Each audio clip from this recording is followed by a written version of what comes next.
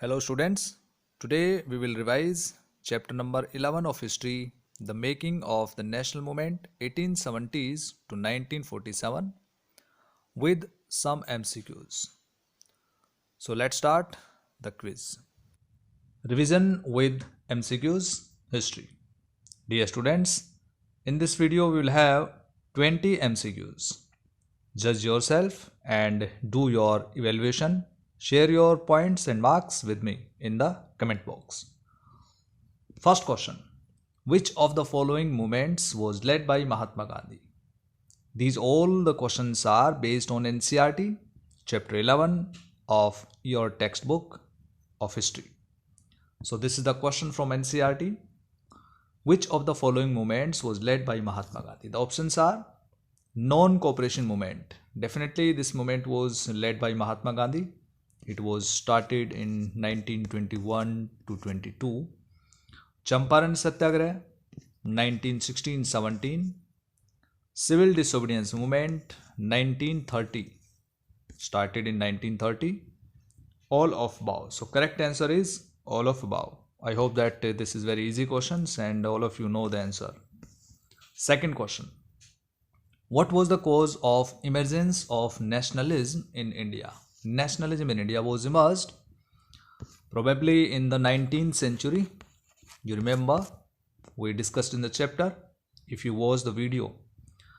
Option A, British policies. B, establishment of political associations in India. C, educated Indians. D, all of above. So what was the main cause of emergence of nationalism in India? So in India, nationalism was emerged due to all the regions. So D is the correct answer because British policies engaged Indians and made them stand in against the British government, because all the policies adopted by British almost were wrong for Indians.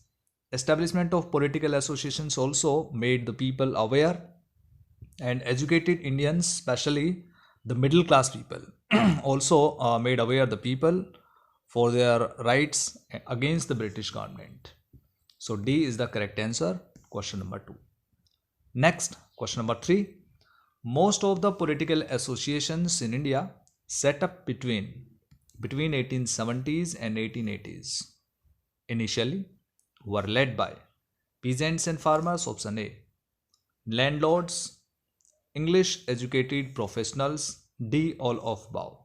So the correct answer is C, English educated professionals, especially lawyers. They led the political associations established during this period, 1870s and 1880s. Next question. When was the Pune Sarvajanik Sabha? Pune Sarvajanik Sabha, this was the association or the organization set up in India at the initial stage when the institutions in these kinds of associations and organizations were set up in India. It was established in which year? Option A, 1870, B, 1872, C, 1876, D, 1879. So the correct answer is A, 1870. It was established on 2 April, means 2nd April in 1870 by G. V. Joshi. G. V. Joshi. He established Pune Sarvajanik Sabha in Pune in 1870. 2nd April 1870. So question number 5. What is the meaning of sovereign?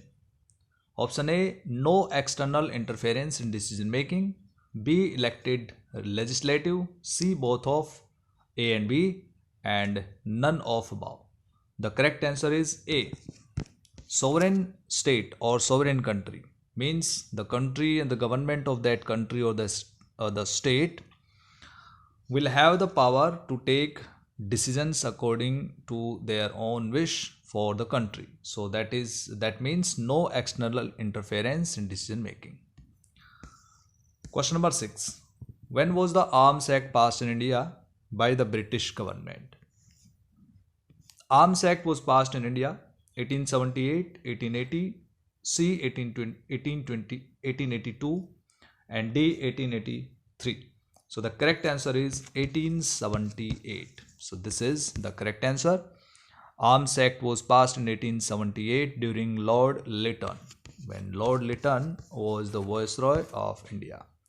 According to this act, Indians were prohibited to keep weapons, right? So the British imposed the restrictions on Indian to keep weapons. Who was the Viceroy of India when the Vernacular Press Act was passed? Vernacular Press Act was passed. First of all, we have to see that when this act was passed. It was passed in 1878. And at that time, Lord Ripon, Lord Lytton, William Bentinck, Lord Dalhousie. Lord Ripon came after Lord Lytton, and William Bentinck means he was the Governor General, and Lord Dalhousie also was the Governor General, not Viceroy. So B is the correct answer. Lord Lytton is the correct answer. B. The main provision of the Ilbert Bill was equality between British and Indian judges, taking power from British judges, taking power from Indian judges, none of above. So the correct answer is A.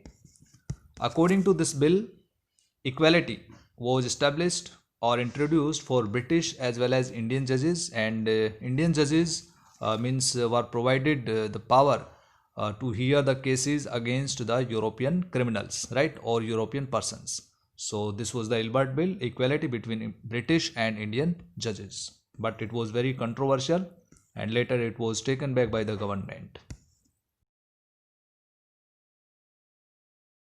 Ilbert Bill was introduced in, as we have discussed, 1879, 1880, 1883, 1885. So it was C. The correct answer is C. Ilbert Bill was introduced in 1883. Come to the next question. Indian National Congress was established in 1882, 1885, 1890 and 1892. B is the correct answer. This was very easy question. 1885. Where was the first session of INC held? Indian National Congress. The first session of Indian National Congress was held Kolkata, Bombay, Madras and Delhi. So B is the correct answer. Bombay, 1885. The first Congress session or first Congress conference of Indian National Congress was held in Bombay. Who was the first president of INC? Indian National Congress. The first conference or session was held in 1885, Bombay, and Dadabhai Naoroji, R.C. Dutt, B.G. Tilak, W.C. Banerjee. D is the correct answer. Vyomesh Chandra Banerjee was the first president of Indian National Congress. Next question. Which period of Indian National Congress is known as the moderate period? Moderate period. 1885 to 1895, 1885 to 1900, 1885 to 1905 and 1885 to 1907.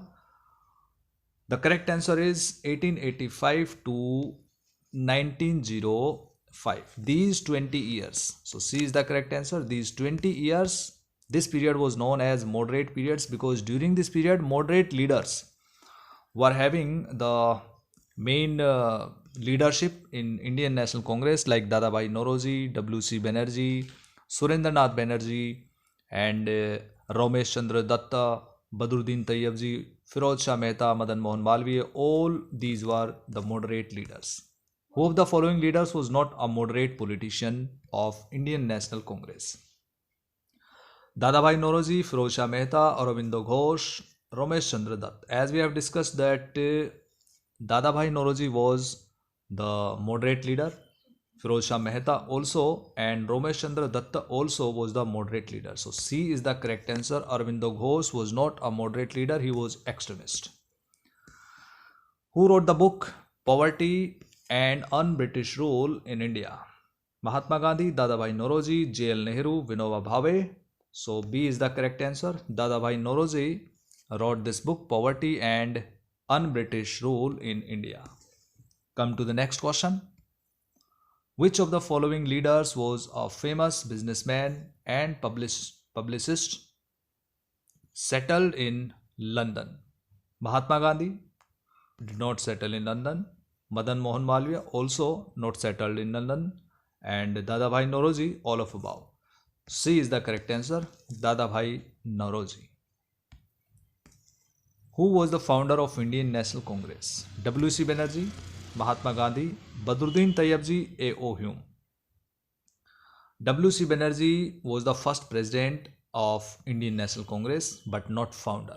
The founder was Dr. Allen Octavian Hume. D is the correct answer. He was the retired British official. Allen Octavian Hume was the founder of this organization. Next question.